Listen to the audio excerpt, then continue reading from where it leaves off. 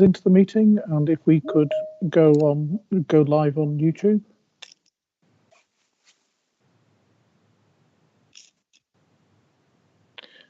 Well, good evening, everyone. Welcome to tonight's meeting of the Planning and Development Board. For the sake of good order, we are now live on YouTube. Members, I think this is the first meeting of the authority this year, so Happy New Year, everyone. I hope you all had as pleasant a festive season as you could have done under the circumstances, but Happy New Year and welcome.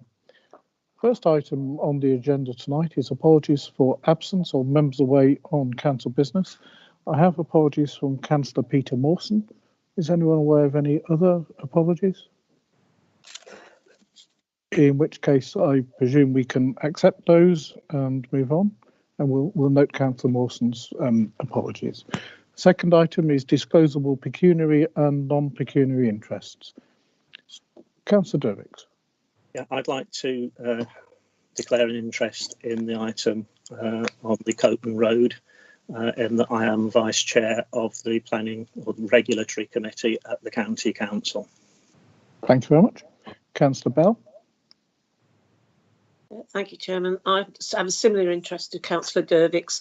I've been asked to substitute on the Regulatory Committee where this is coming forward. So just if I could ask for some advice from Mr. Tobin, does that mean that we should not take part in the discussion or the vote? Mr. Tobin? Chair, yeah, I believe that's correct. That there is an interest. It would be a personal prejudicial interest, I think, rather than a disclosure of pecuniary interest. But I agree that you shouldn't be voting. Thank you. Thank you.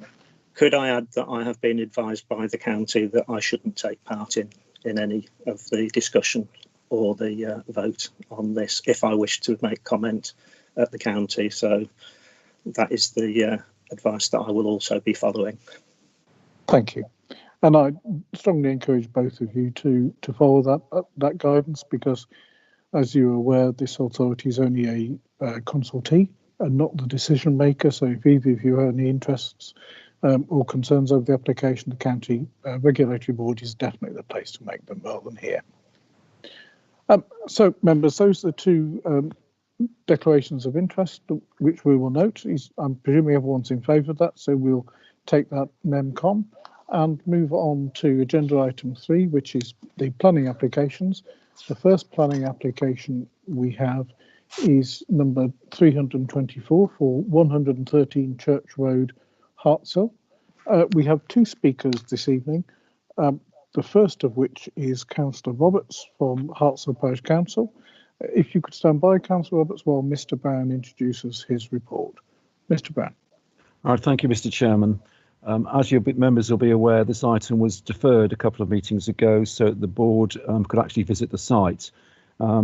We had hoped that would have occurred, but because of the ongoing restrictions on gatherings and now in lockdown number 3, we don't know how long that would have taken. So rather than delay the matter for the sake of all parties, it was agreed that members visit the site independently. They could do so in this particular case because the site is visible from the road, and also they could walk up and down Cemetery Lane. So they would have been no worse off by going on their own than if they'd gone with a group of members. So the item is brought back to you, Mr. Chairman. If I can just run through and remind you of the plans, starting at the end, which is a bit unusual.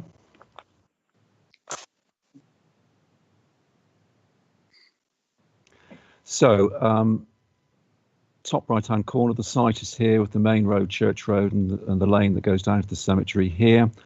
The existing front elevation, as you can see, with its side elevation. The proposals are to move the central entrance and the staircase within the centre of the building over to the side, as you can see here, and take out some internal walls at the ground floor, and also to make some similar adjustments at the first floor, as you can see. As members are aware, the issues that were raised last time were to do with car parking. And I'll just draw attention, please, if I can, Mr. Chairman, to the observation section of the report, which is on page 3A1 of the agenda. I'm asking members to concentrate, please, on the planning issues here, as outlined in the second paragraph of that observations section. But in light of the comments that have been made on the car parking issue, then I draw attention to the third paragraph of the observations section, in which I suggest that outside of the planning application process, it may be sensible for the parish council and the highway authority to get together with the applicant to see if they could discuss some of the issues and some sort of agreement as to how they take the issues which the parish council has raised forward. Thank you, Mr. Chairman. Thank you very much, Mr. Brown. Councillor Roberts, welcome to the meeting. It's a pleasure to have you with us. Mr. Tobin will explain the arrangements, but you're very welcome. Mr. Tobin. Thank you. Good evening. In a moment, you'll be given 3 minutes in which to address the board in relation to the application. I'll tell you when the 3 minutes commences, and then I'll remind you when you have only 1 minute left, and then tell you when your time is finished. Okay. Your 3 minutes starts now.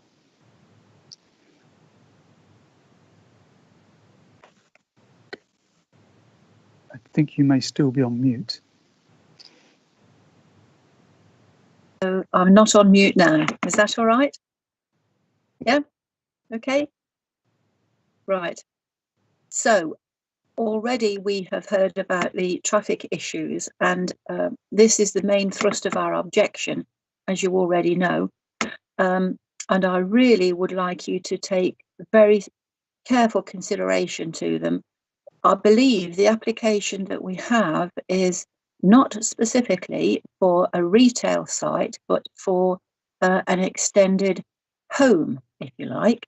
There are several more rooms that have been added, as you've already seen. And thank you, Mr. Brown, for showing us those plans, because it's reminded me exactly of what they were as well. Now, even if this property is not used as a retail site, in the years to come, it will be quite a substantial family home. And as we all know, family homes nearly always mean multiple vehicles. And there is just no room at all for multiple vehicles using that premises. We have had dreadful problems in the past, as we've already gone through previously. Don't want to go through them again. The layout of the site lends itself to several different uses, and a family home obviously is one of them, but it could also be used for other purposes in years to come. But even as a family home, as a parish council, we are objecting to any increase in the size of that property, because almost certainly that will increase vehicles attached to the property, and there is nowhere for them to park or to drive or to access that property. It's on the brow of a hill. We call it Jack's Hill. It's also on a bend. It's a bus route, and it's the main road through the village. Remaining. Thank you. So I urge you again to think very carefully about allowing an extension to this property or an alteration to it to allow more usage than it has now. I know our local council will probably be speaking later, and I don't want to have to repeat things twice to you. So I will end my submission now. Thank you, Mr. Tobin. And thank you, Mr. Simpson. And thank you, Councillor Roberts. Members, do you have any questions for our speaker? Councillor Bell.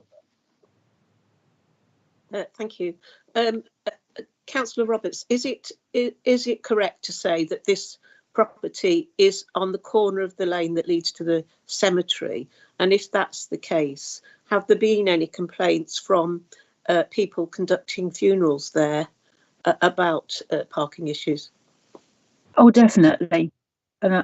As the burial authority for Hartshill, we've had numerous problems when hearses arrive, and in the past, as it has been used for a hairdressing salon, our cemetery keeper has had to go in to the salon and ask people to come out, quite often with rollers in their hair and silver paper, because they're having a colouring. Ladies will know what I mean by this.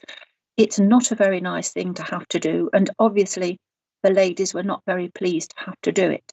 But we just cannot have a situation where a hearse cannot access the cemetery.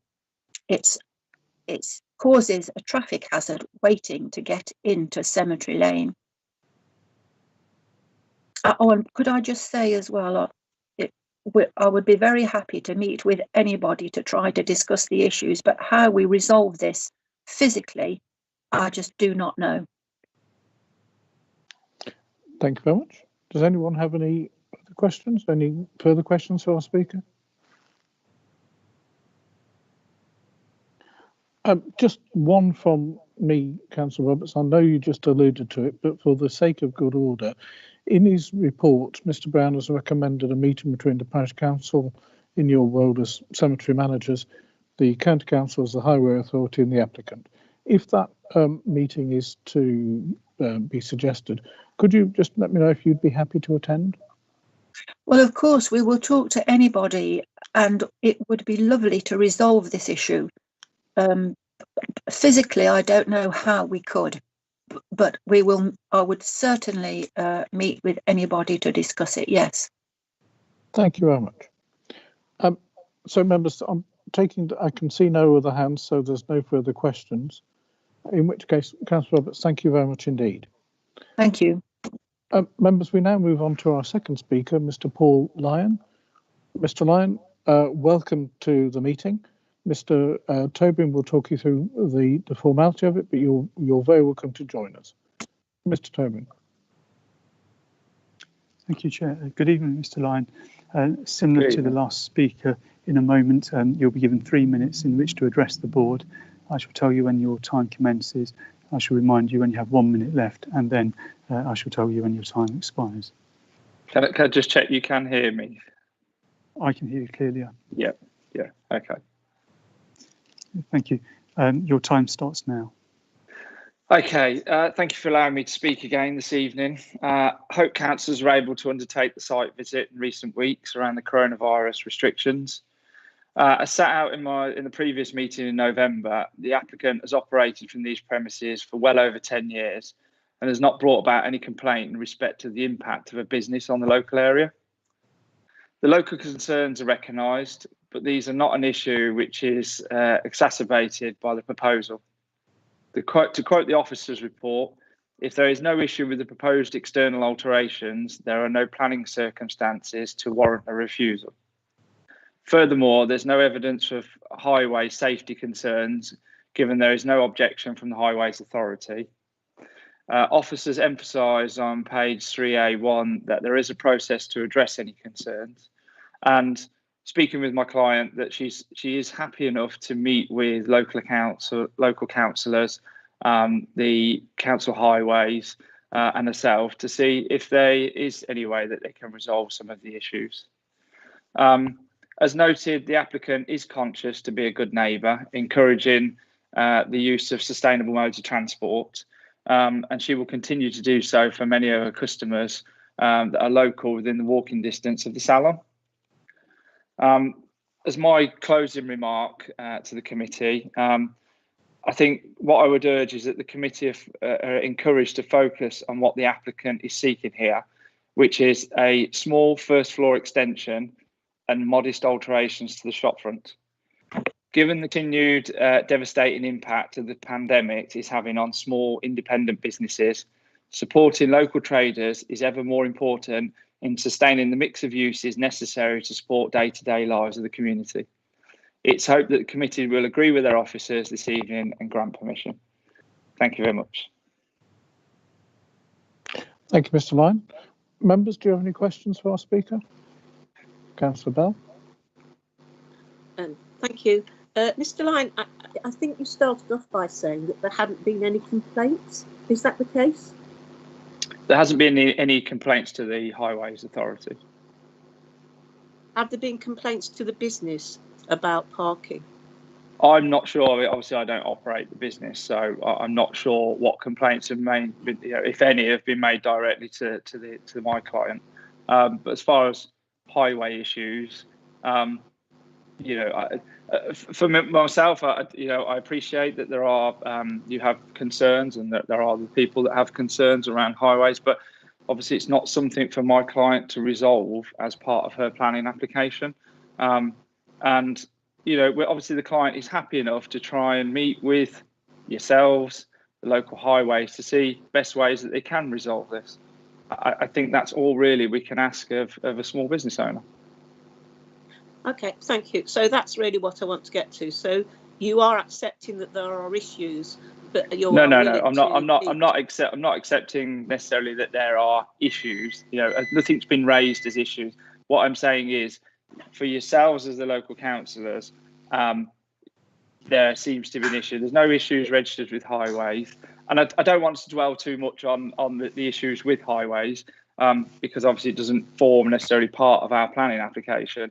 For what we're actually applying for, and so I'm trying to bring things back to what we're actually applying for here, which is what I said in my statement. But equally, my client's looking. She wants to be a good neighbour. She's part of the community, and she's more than willing to sit and have a conversation with yourselves, with local highways, to see how she can help if there are anything that needs to be resolved.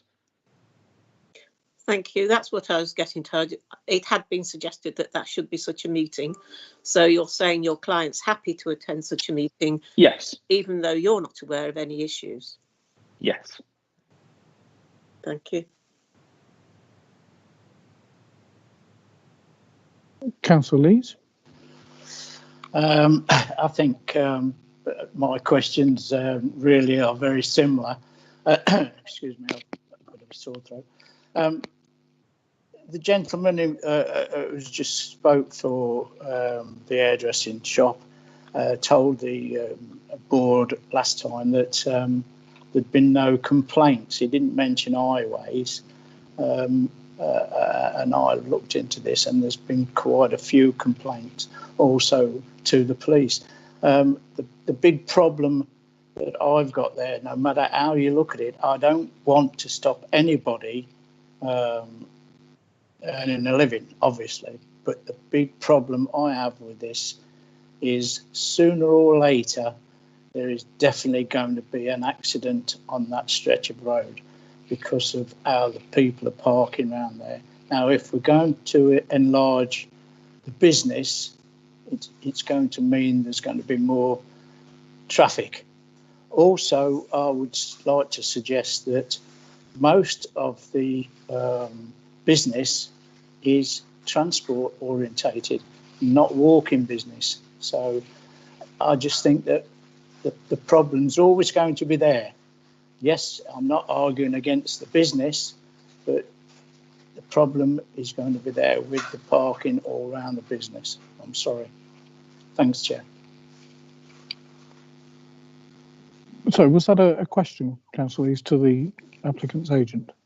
Yes, sorry. Yes, it was. Yes, the gentleman made a statement to us at the last meeting where he said there was no complaints, and I've got to disagree with that. And today he's changed his statement and said there's no complaints to the highway department. So if you'd like to answer that. Okay. I guess I'm not changing my stance from the last meeting. As far as highways objections, there are no highways objections. There may be, from obviously what you said, there may be some issues there around yourselves, whether that's complaints to the business or not. I don't know fully. I guess what I'm bringing this back to is this is a planning application, and my client can't be expected to resolve highway issues in that planning application. There is a process. If there are highways issues, there is a process in order to deal with county highways, and a process to follow. But that doesn't form part of our planning application. I don't want to dwell too much on the highways because I think we've been down this road already. But as I say, my client's been there for a long time. She's established well in the community, and she wants to be a good neighbour. And I think we should be getting behind people like this in this times to support local businesses and really help them flourish in the local community. There's these businesses. It's not just the people coming to here; it provides jobs for local people as well. So, being a small business owner myself, I really do think that this is the time for small businesses to shine and the community to support them. Councillor Lees? Okay, thank you. Members, any other members have any questions? Yeah, if I may, Chair, I'd like to ask Mr. Lyons. I take it the modifications to the shop area means that is the total shop area, and the modifications upstairs means that will always be a residential living area and not intended to extend the shop. No, yeah, that's as we've designed it. So, we're looking at making some internal alterations, which obviously we can make those alterations without a planning submission. They can be done under permitted development. So we're looking to just rearrange the area inside as per the plan. So that's downstairs is the shop area, and upstairs will remain as a residential flat above. There'll be no changes to that.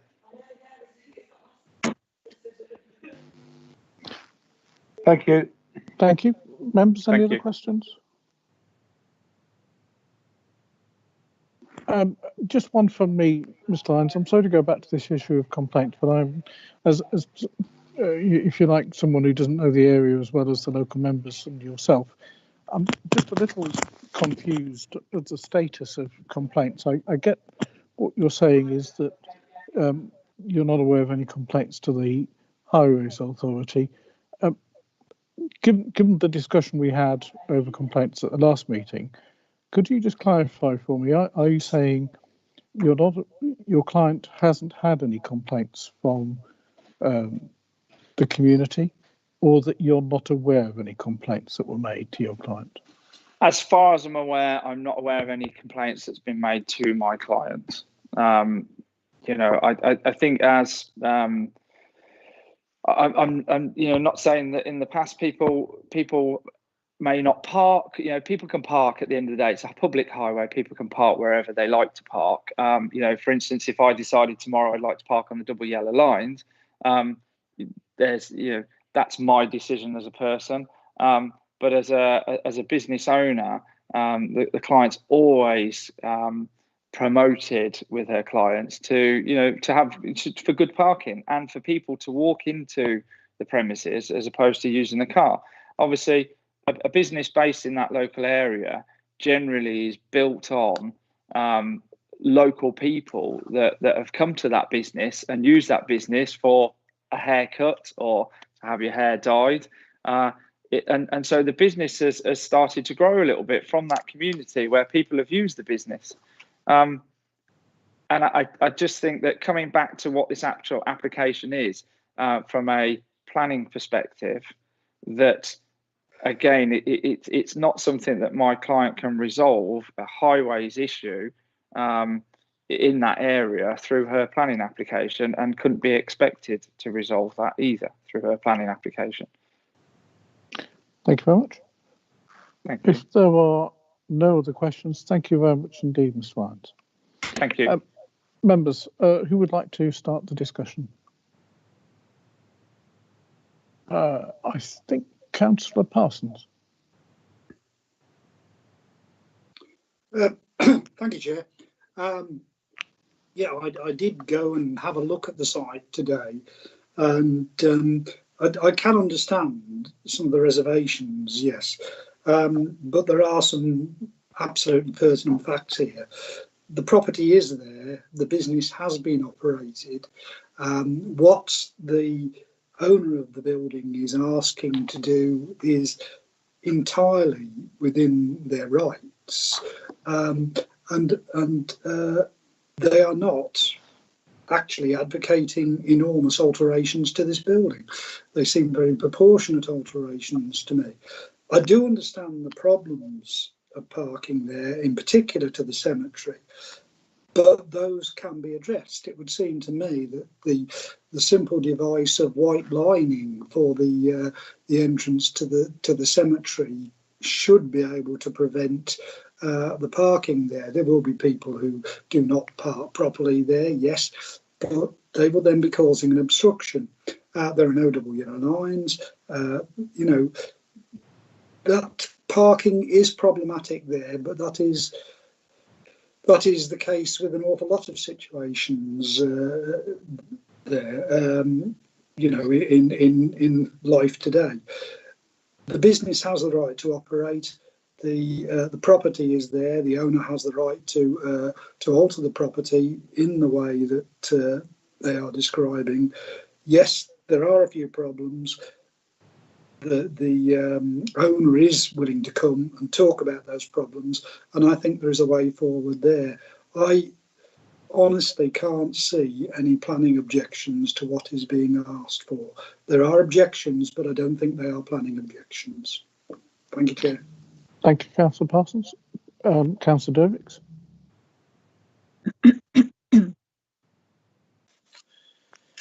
Thank you. My thoughts are along the same vein, but I've got a couple of questions really. I've been caught up in queues of traffic trying to get in and out of that, well, basically mainly into that lane, that have been held up by cars that are parked in the wrong place.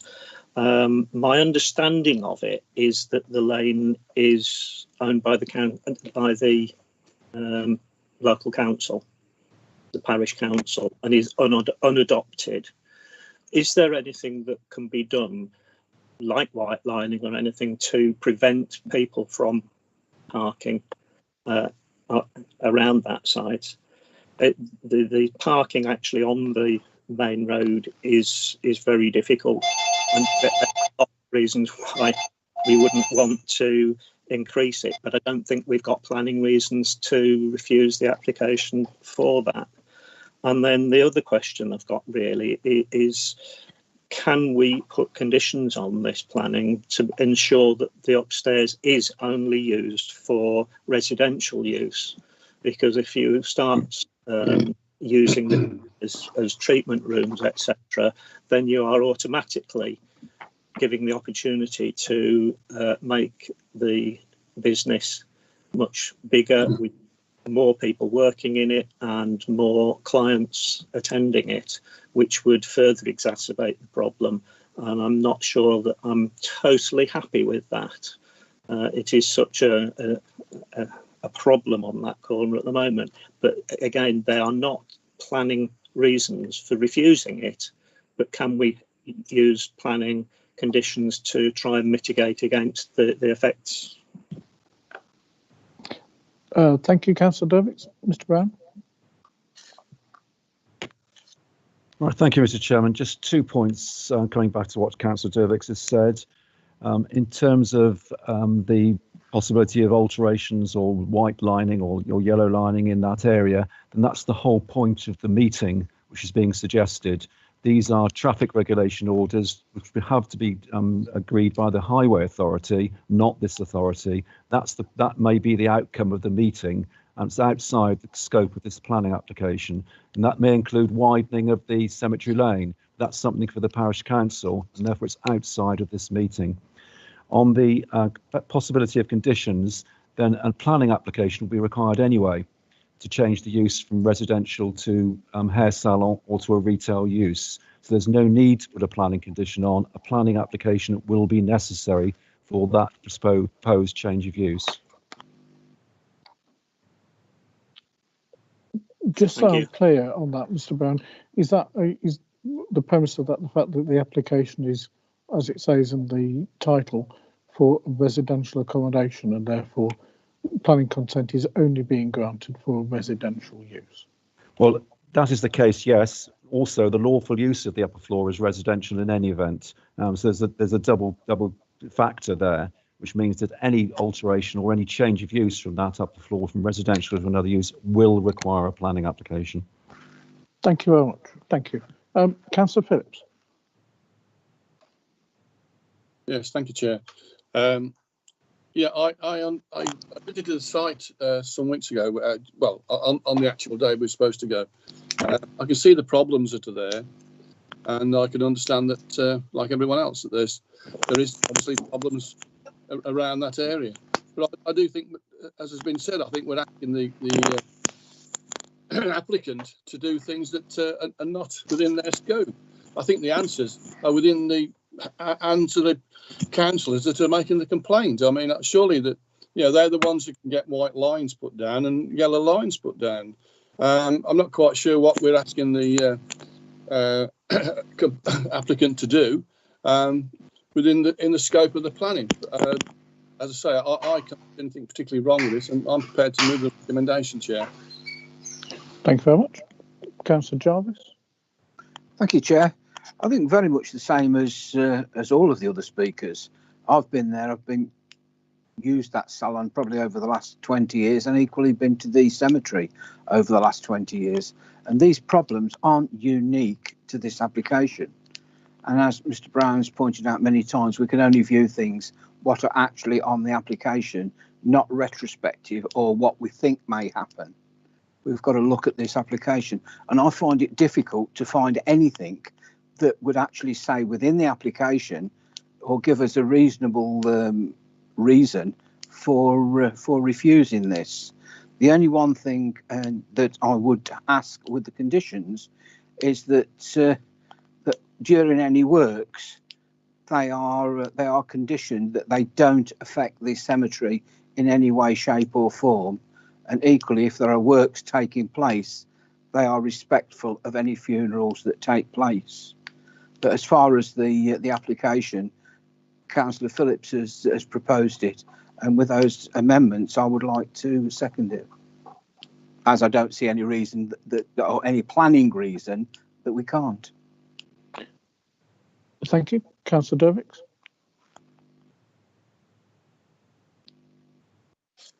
I don't think I've got anything to add to that at all. I think it would be advantageous to have a meeting between the three parties at some stage and try and get that organised. But I agree with the other speakers, really. Thank you very much. Councillor Bell. Thank you, Chairman. Just for information, we are trying to find out who owns that lane. It's not obvious. It isn't, well, as far as we know, it's not owned by the parish council, but it may turn out that that's the case, but it's being looked into. I've also asked for lines to be put down. It's not so much a problem on the highway, but until we know the ownership of that land, it might be a bit complicated. So those things are going on in the background. I think as a local member, I absolutely understand the issues around this, and I don't want to appear not to be supporting local business, you know, but this, what Councillor Roberts said about even if it is residential upstairs, that implies cars to people who are living there. And where are they going to put those cars? There is nowhere to park around there. So I've got so many reservations for this. I'm afraid I cannot support it. So I'll just leave it there. You know my views. I've made them clear. Thank you, Councillor Bell. Councillor Lees.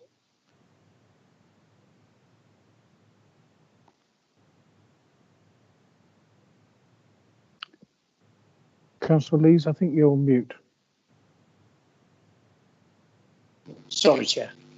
I've been looking into this lane. It is unadopted, trying to find out the ownership of this lane, and as of yet, that's not come back to me. So until such time as we do find out, I'm afraid I won't be able to support this either. Thank you, Chair. Thank you very much. Mr. Brown, Councillor Jarvis raised an issue over some additional conditions regarding the occupation, the construction phase. Is there any additional information you can provide on that? If members feel it's appropriate to ask for a construction management plan, then that would be appropriate in this particular case, Mr. Chairman, as a condition. Thank you very much. It was proposed by Councillor Phillips and seconded by Councillor Jarvis. Can I just ask you both to signify that you're happy with that additional condition? I'm happy, Mr. Chair. Thank you. Thank you, Councillor Jarvis. Members, do you have any other comments or questions? I'd say personally, Councillor Dervick, sorry, I'm not sure if you have an additional comment or if you just didn't take your hand down.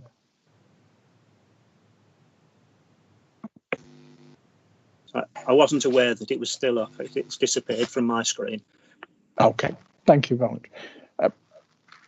Members, I personally, I share an awful lot of what I've heard tonight. You know, having seen the site, I'm aware of the issues. I genuinely feel for residents, and equally, I can see the applicant's case that this is, to an extent, things are outside and out with their control. Notwithstanding that, there genuinely is a problem. And I really hope that the meeting between the applicant, the county council, parish council, the local members can take place, because I think that may well lead to some form of alleviation of the problems, if not complete resolution. But Mr. Brown, once we've taken a vote, will you be able to organise that meeting so that whether the county or the parish council lead on it, at least we can be sure that it's happened? I can take that forward, Mr. Chairman, yes. Thank you very much. So, members, the application has been proposed and seconded. It is as printed in your programme, but with the additional conditions proposed by Councillor Dervix and Councillor Jarvis, as you've heard. We'll go to a vote now. If you could take the call, please, Mr. Tobin. Thank you, Chair. Prior to taking the vote, there's one matter I'd perhaps ask for clarification on. I may have misheard or misunderstood, but I believe that Councillor Jarvis, when he spoke, said that he had used the salon over, I think he said, a period of 20 years. Now, I might have misunderstood that. Was that the case? But I just wanted to check, is there any connection with the current owner and applicant? And the reason I ask is because potentially, and I'm saying this potentially, not saying this is the case, but if there was a close association, then there would be a non-disclosable pecuniary interest. I don't even know the current owner of it. It's just that my wife used to go there, as I say, 20 years ago. Oh, I apologise. It was 20 years ago. I thought you said for 20 years, so I do apologise. Yeah. No, that's fine. Understand. Mr. Parsons, did you have something to? Yeah, again, just a bit of clarification, Chair. I'm happy with the conditions that Councillor Jarvis stated, but the conditions that Councillor Dervick stated were rather different. As I say, I think they're somewhat limiting for the owner of the property, whereas the conditions that Councillor Jarvis has stated, I think, are in keeping with what we should be doing. Just some clarification: are we voting on the conditions that both set, or just Councillor Jarvis's conditions? My instinct was if I could answer both. that, please. Councillor Jarvis. I thought that what I was proposing was negated by what Mr. Brown had said about the lawful use of the building and what is being asked for. So therefore, my recommendation wouldn't be included. Okay, so I'm happy to proceed on the basis of the recommendation printed in the programme plus the contract conditions suggested by Councillor Jarvis. So if we're all happy, Mr. Tobin. Thank you, Chair. If everyone understands the proposal, then happy to proceed. We can proceed to a vote. Councillor Bell? Against. Thank you. Councillor Clues? For, obviously, with the conditions outlined by Councillor Jarvis. Councillor Deakin? For. Councillor Dervix? For. Councillor Downs? For. Councillor Hayfield? For. Councillor Humphreys, For. Councillor Jarvis, For. Councillor Lees, Against. Councillor MacDonald, For. Councillor Moss, For. Councillor Parsons, For. Councillor Phillips, For. Councillor Simpson. 4. So, members, that is carried. Mr. Brown, if you can keep us advised regarding the meeting between the various parties. Members, we now move on to application number 25, which is a consultation on behalf of the Environment Agency at Learmarston Depot, Coton Road, Learmarston. We have no speakers on this application, so Mr. Brown, would you provide your report, please? Yes, thank you, Mr. Chairman. As members are aware, this is a consultation from the County Council, and we're asked to send our representations to the County Council. Site visits were held before Christmas back in October, and 2 visits were taken. As I said as you can see from the committee report, a lot of members have not visited, and certainly the County Council members have not visited, and therefore as a result of that, county officers commissioned a drone in order to take a video of the site, which will be displayed at their meeting. It's only right and proper that members of this board should also see that drone video footage, particularly if they didn't visit the site. What I intend to do, Mr. Chairman, is just run through the slides first, because there have been some additions or alterations to the proposal, which are outlined in the report. I'll run through those on the slides, and then we'll have a look at the video. So in terms of the slides and the site, members will be aware that the site is off the Coton Road, which on this particular plan is here. The Kingsbury Road roundabout is there, with the Waterpark and Kingsbury down this way. And there's a very long access track up to the main depot site, which is here. When members visited the site, we parked the cars over here, and the main offices, EA offices, are over here, with supplementary buildings down here. We walked the remainder of this drive down to where the actual site is, which is this rectangular block here, which faces one of the lakes, with the weir here, which you'll see in the video when we get that far into the report. This is a bit closer up of the actual site, coming down the drive around that particular bend with the rectangular site here, the lake here, and you can see the weir here.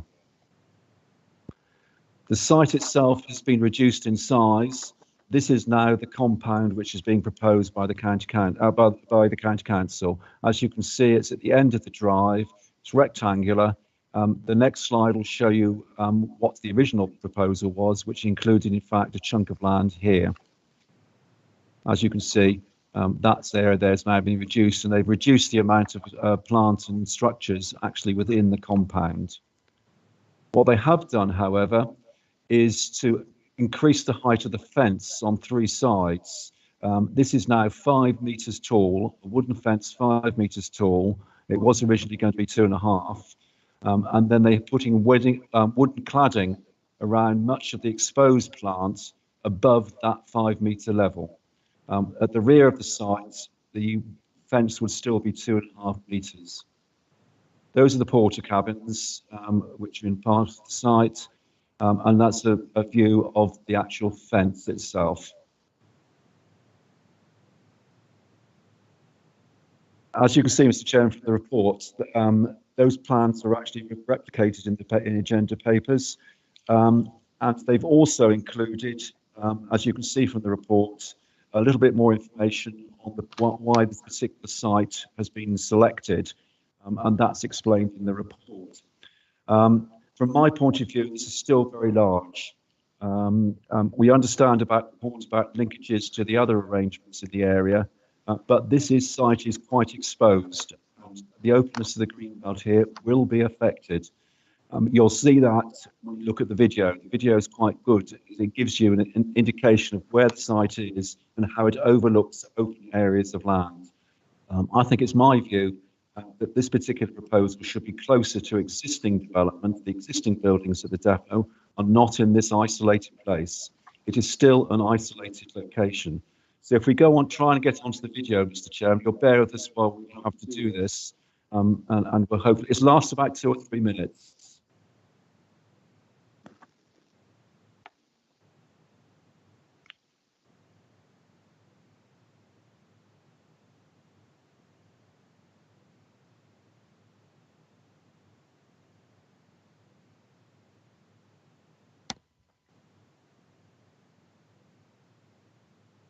This is coming up the entrance, quite a long drive, as you can see. The car park's on the left. The office buildings and other workshops are here on the right, as you can see. This is now much higher up coming down the drive. And when it opens up, the car park will be on the left, as you can see, and with those buildings on the right. And the application site is where the yellow square is further down. The extra buildings, as you can see there, are the Environment Agency buildings, but that's the main complex of buildings which we had to go into to sign in when members have visited the site.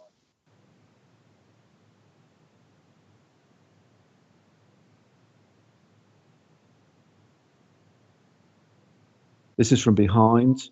You can see the lakes in front, and you can see the car park where we park the cars. You can see the buildings now on the right, the additional buildings on the right, which we walk past when we went to the site. And the application site, as you can see, is round the corner of that particular drive.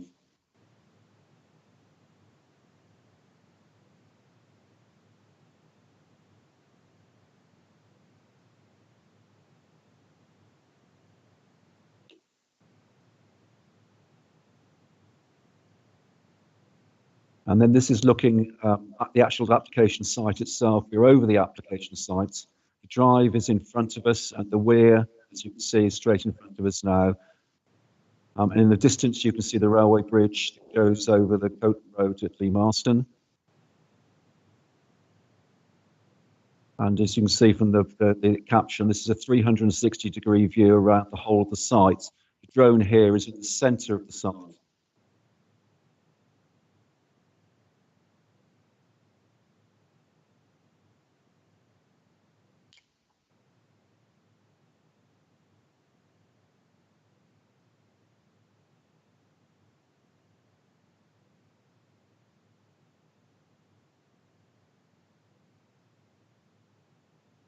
And that's the railway line referred to in the report.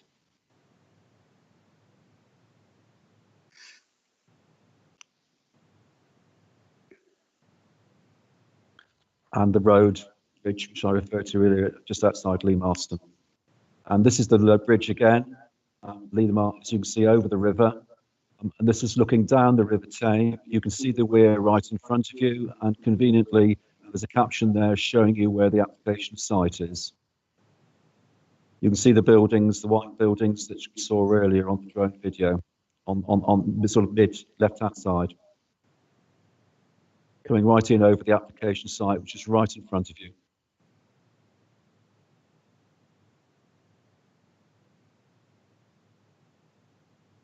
And again, this is at a lower level. We're coming over the weir.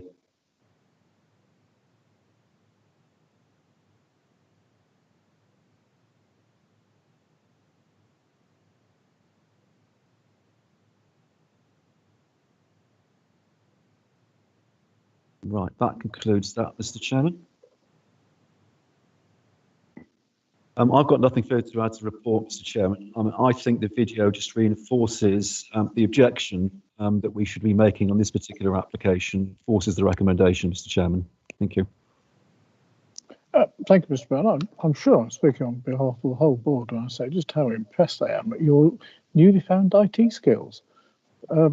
Members, any comments or questions? You'd like to speak on the application? Oh, sugar. Councillor Moss.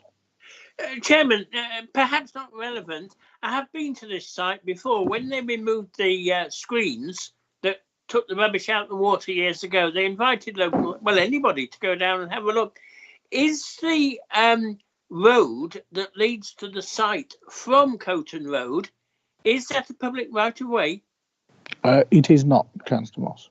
Ah, thank you. I thought not because of the gating. Thank you. Thank you. Councillor Parsons.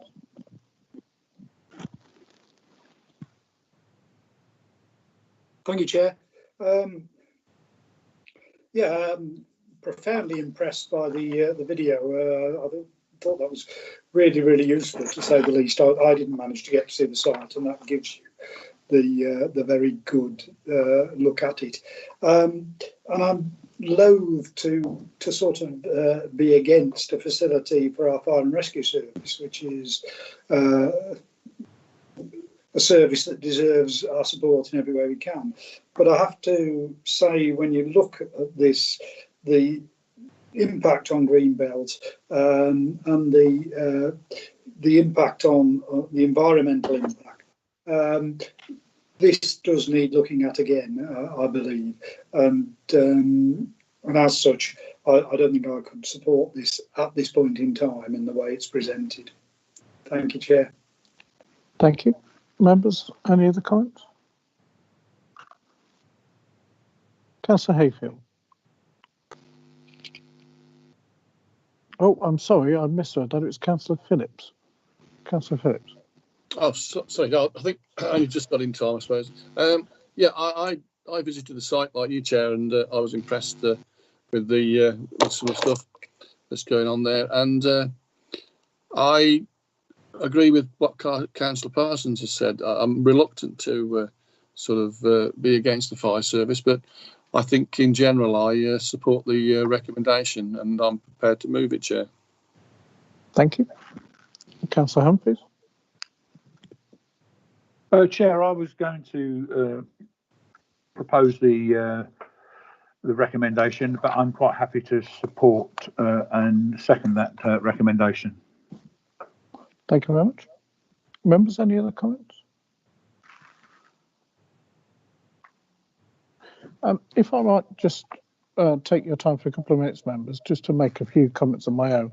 I do think it's a bit odd, isn't it, that this is an application by the County Council at the Environment Agency, and yet both of them have taken the time to tell us they have no objections. I wouldn't have thought that either of them would have done. It's difficult to imagine a location on that site that would be more visible and more damaging to the green belt and openness. They couldn't have found a worse location than that on that site. There are huge buildings, as you've seen from the drone. Not those are visible from the public highway or the railway. This one is entirely visible.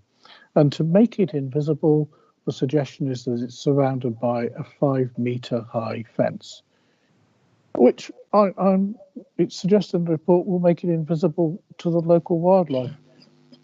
The last time I looked, birds flew above 5 metres, and so they'd still be able to see it. The rabbits will probably go underneath it. This whole thing, I accept the comments from members that we don't particularly want to be against the fire brigade. And, generally, I'm not saying I'm against the fire brigade having a training centre, but I am very much against them having a training centre on that location and with this design, both of which could be significantly improved. As Mr. Brown alluded to in his comments, if they were to put the building near to all of the existing buildings, you probably wouldn't see it. But from the two public roads, the one going into Lea Marston and Coton Road, you will see it, and you will very much see it from the railway. This is not a sensitively designed application on behalf of Warwickshire County Council, and they can do an awful lot better. As a local member, I have absolutely no hesitation in supporting the recommendation. I think Councillor Humphries, do you have further comments? I'm just idle. I forgot to switch myself off. Sorry. No problem. Councillor Lees. Thank you, Chair. This is Mr. Brown. When we went to the site visit, we went and signed in. That's where the majority of the buildings are. Am I correct? is that the Environment Agency Yes. buildings? Yeah. Yes, Councillor, these are all the present buildings on the site are EA buildings, Environment Agency buildings. Okay. Both Fire Brigade and the Environment Agency are going for this application. I noticed where we went to sign in, there is a big piece of land there, green. I wonder why they hadn't looked at that. There's a load of buildings there without encroaching onto the green belt further. Just an observation, Mr. Brown, that's all. Thank you, Councillor. Mr. Brown, any other comments before we go to a vote? Members, No, thank you, Mr. Chairman. Anyone else, members? In which case it's been proposed and seconded that we object as the report outlined. Mr. Tobin. Thank you, Chair. Councillor Bell? Is abstaining because she's declared an interest. Councillor Clues? For. Councillor Deakin? For. And Councillor Dervick's abstaining for the same reason. Councillor Downs? For. Councillor Hayfield? For. Councillor Humphreys? For. Councillor Jarvis?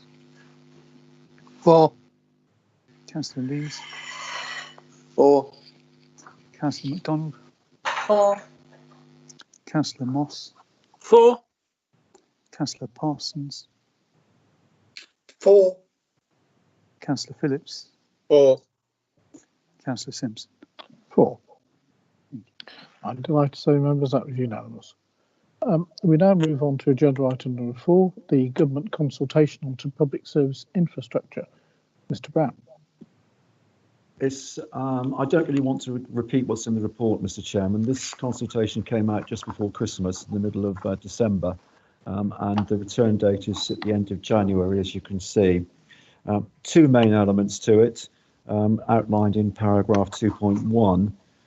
Basically, the government is asking that public service buildings, new schools, hospitals and prisons should be delivered much quicker through the planning system. They see planning as being a delay, and therefore they would like to introduce legislation such as to reduce the consultation period on these applications, and also the period of time in which members of the public can comment on them, and down from 3 weeks to 2 weeks, and the determination period down to 10 weeks.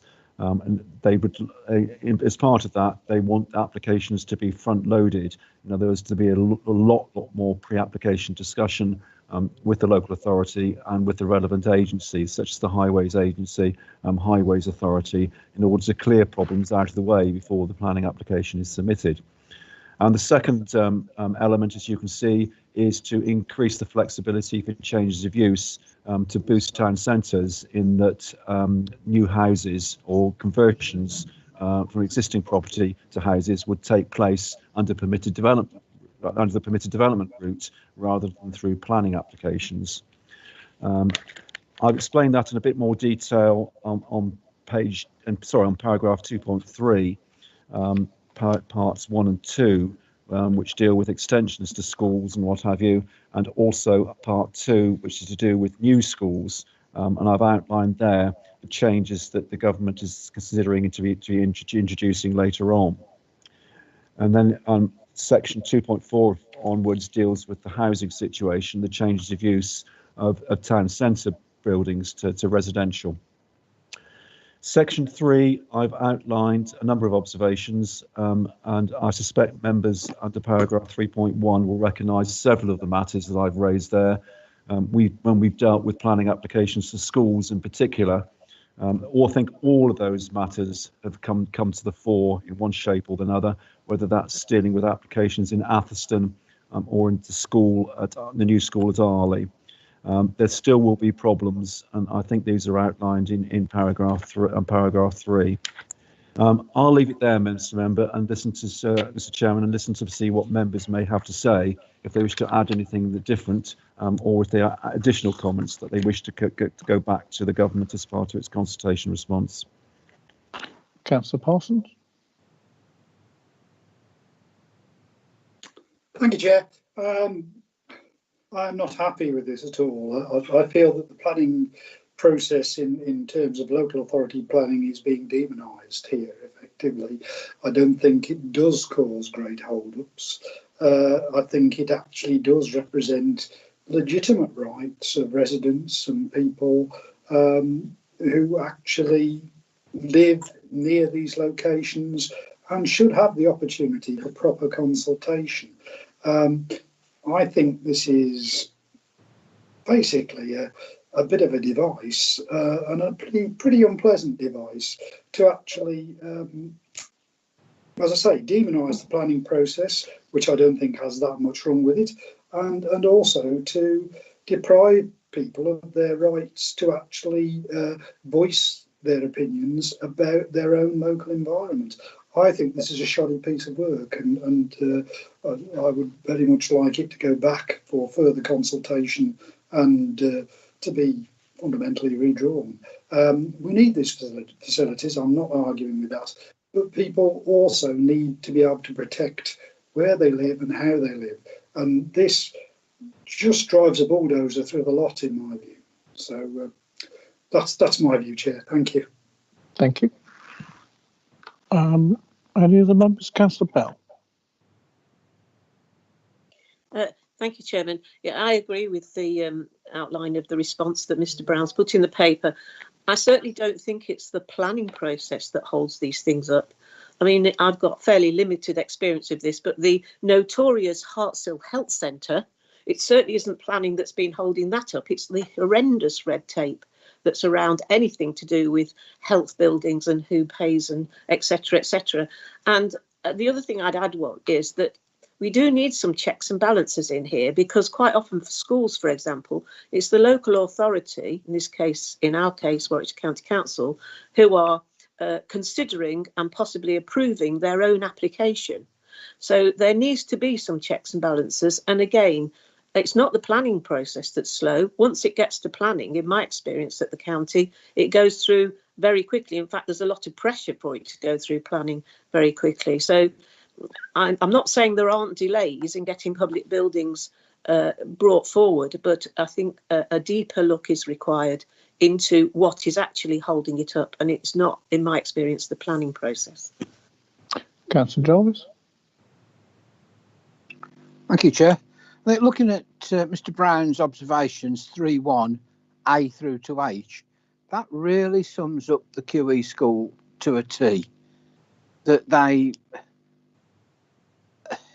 every one of those is something that delayed that process. The first one, A, being the prime one, that they were determining an application that weren't even in their own area and didn't take any notice of the local knowledge. And going through to H, future-proofing proposals not considered. We knew it up here that all of the extra houses that were coming up and the extra pressure on that school. And what did county do? Absolutely nothing. So I don't think I could support that either, as the other councillors have said. It needs some severe looking at and rehashing to make it something that is going to benefit us, not just stymie us from doing the right things that we should be doing, that we do try to do. Thank you. Councillor Parsons.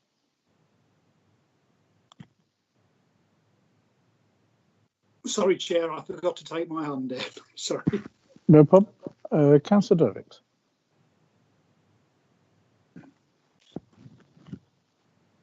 Thank you. I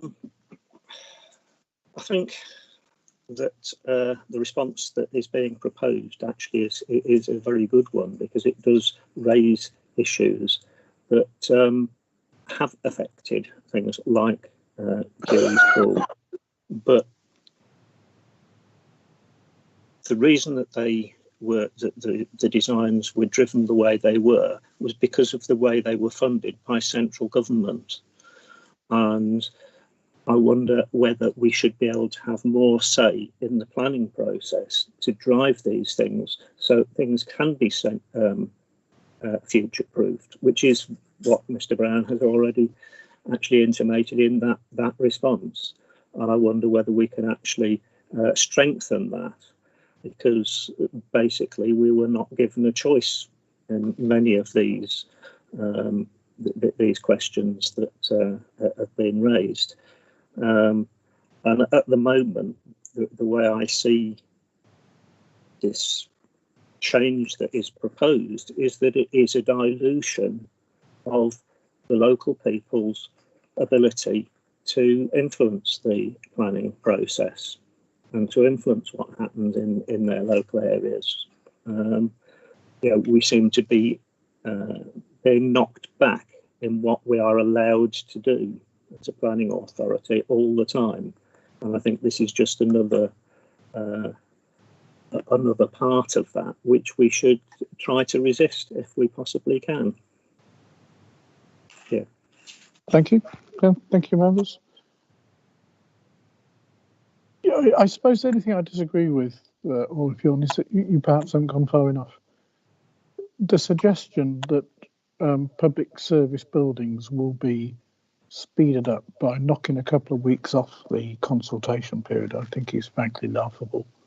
We all know just how long it takes to go through the government process, and to lay any delay at the failure of the planning process, I think is just so absurd. It's not even worth talking about.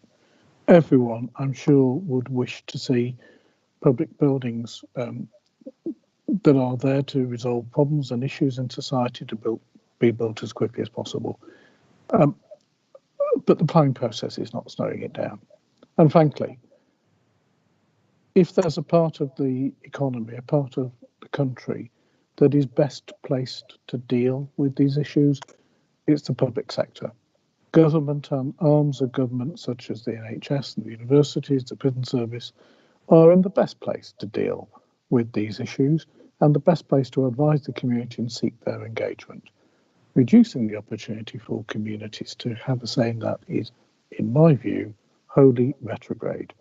I am absolutely in favour of solving problems quickly, but reducing consultation, in my view, as far as planning is concerned, is absolutely the wrong way to go about it and more likely to lead to more problems rather than fixing the problems. So, members, I agree with what you're saying, but I would have put a bit more venom in it, perhaps. And I think, Mr. Brown, I think we like the tone. I think members like the tone of where you're going, but this is just unfortunate. I think the other part I have a concern about, members, is the housing issue. I think personally the future of our commercial city centres and what have you is in jeopardy following the move from face-to-face retail to online retail. The cities, the large towns have got a real issue. And I think a great opportunity for the regeneration of our towns and cities is converting retail and commercial space into residential space. That could lead to rejuvenation, particularly of the hospitality and the leisure sector. But it has to be done in a way that people understand it and that the problems are thought through and are dealt with properly. Speeding it along and not having consultation will not take away problems, but it may well lead to problems not being fully discussed and not being considered. I don't see consultation within the planning process to be negative. Okay, it gives us a lot of time at planning boards where we listen to what people are saying, but surely that's what we're there for. The planning system was introduced for a few reasons. Green belts are there to provide the green lungs to keep towns and cities apart. But a fundamental part of it was to give people a stake in development and to let them believe that their voice was being heard. Chipping away at it doesn't help fix the problem. It only makes the problem get worse, as far as I'm concerned. So what I'd like to do with the recommendation is to ask Mr. Brown to draft his formal response and to circulate that to members so that we all have an opportunity to stick a few more bits into it within the timescale that's allowed, because this is important stuff and I'd like us all to have a full say in it. Now, I think Councillor Parsons, you were next.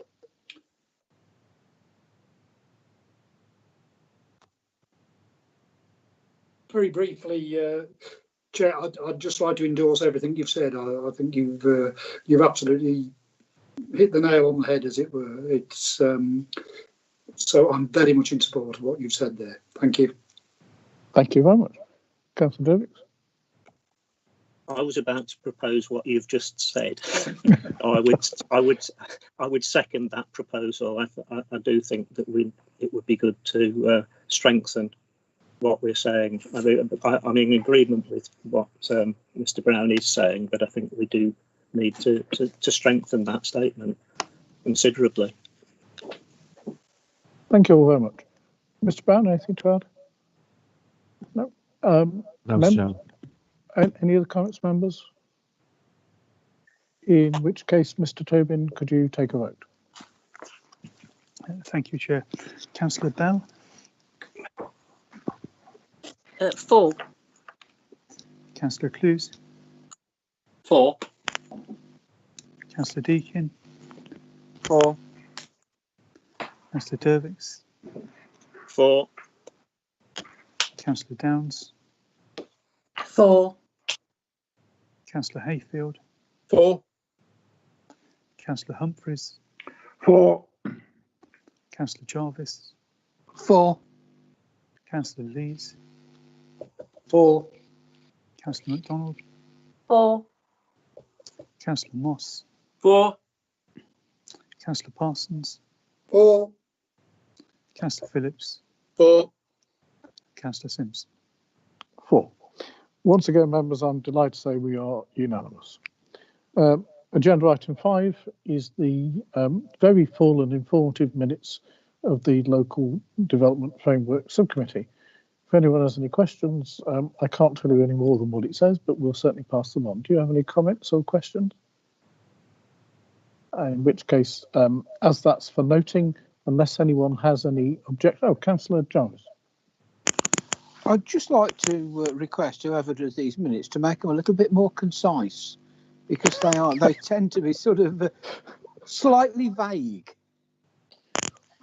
The stellar bit of information I got from the minutes, Councillor Jarvis, was that the committee met and then concluded. Yeah.